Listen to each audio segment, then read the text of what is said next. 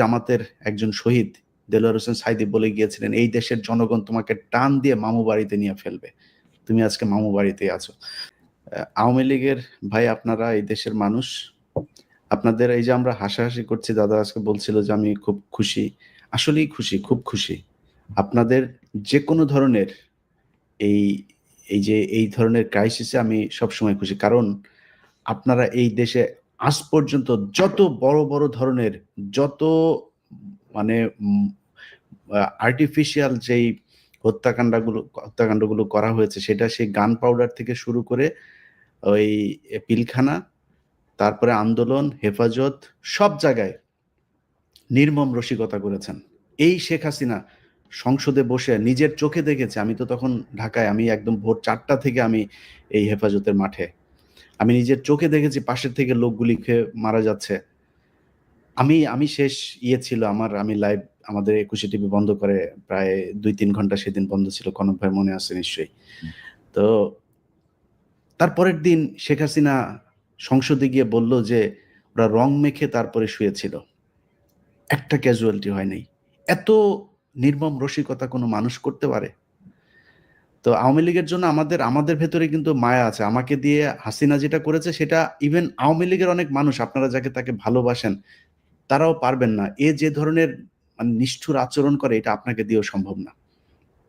তো আমরা শুধু এইটুকুই বলতে চাই যে এই দেশের রাজনীতিকে আজকের এই পর্যায়ে নিয়ে এসেছে শেখ হাসিনা।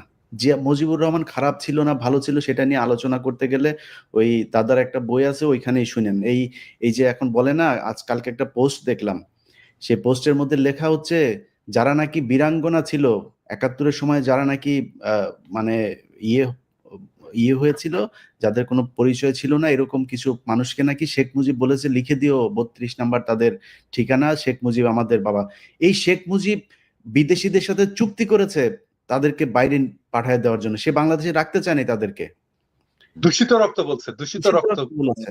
এবং এটা এই পিনাকি দাদার ওই বইতেও উনি রেফারেন্স সহ জিনিসগুলো বলেছেন, আমি এছাড়াও অনেক বইতে পড়েছি। তো এই তো শেখ মুজিব, তাকে নিয়ে যদি আপনি কথা বলতে চান, এই 32 নাম্বারকে নিয়ে নেগেটিভ কথা বললে অনেক কথা ইতিহাসের একদম সূত্র ধরে ধরে বলে দিব, আমরা সেটা নিয়ে কথা বলতে চাই না, কিন্তু এই কথা আপনারা বলাচ্ছেন।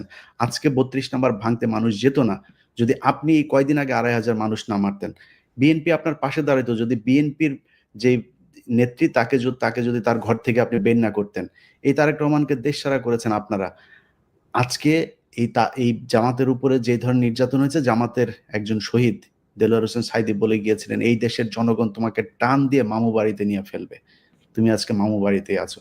তো আওয়ামী লীগের লোকজনের আমরা যেটা মনে করি যে একটু মিনিমাম হইলেও আপনাদের অনুশোচনা হওয়া দরকার। বাংলাদেশের মানুষের কাছে এখনো সময় আছে, মাপ চান। যতই এদের কথাবার্তা শুনে ফাল পারেন যে 75-এ যেটা হয়েছে সেটা আমরা হইতে দিব না, আর 75-এ মানুষ নেচেছিল, আজকেও নাচছে, আজকেও আপনারা কিছু করতে পারেন নাই। ভবিষ্যতে এরকম করলে আবারও মানুষ এইভাবে আপনাদের বিরুদ্ধে নামবে, সেই দিনও কিছু করতে পারবেন না।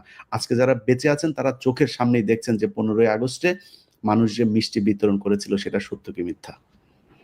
রাইট ইলিয়াস, আমি শুধু একটা বিষয় যোগ করতে চাই। আপনি যে হেফাজতের রক্তের কথা বললেন, রক্ত রং মেখে হাসিনা যে বলল, আপনি নিশ্চয় দেখেছেন আরো নির্মম কথা।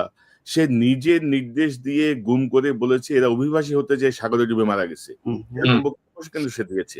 অথচ সে নিজে নির্দেশ দিয়ে তাদেরকে খুন করেছে, গুম করেছে, মেরে ফেলেছে, বলেছে এরা বোধহয় দেশ ত্যাগ করতেছে, মারা গেছে। তো পিনাকিদা, আপনার কাছ থেকে একটু জানি যে এখন করণীয় কি? আওয়ামী লীগের সহযোগীদের আর অনুকম্পার সুযোগ নাই। এই জায়গাতে আমাদের রাজনৈতিক দলগুলো কি করতে পারে, সরকারের ভূমিকা কি হওয়া উচিত আগামীকাল থেকে? আপনার মন্তব্যটা আমরা জানতে চাই, আপনার বক্তব্যটা জানতে চাই।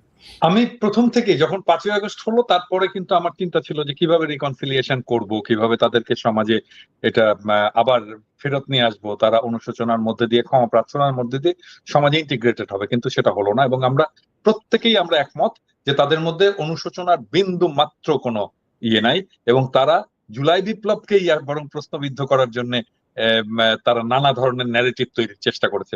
So no mercy.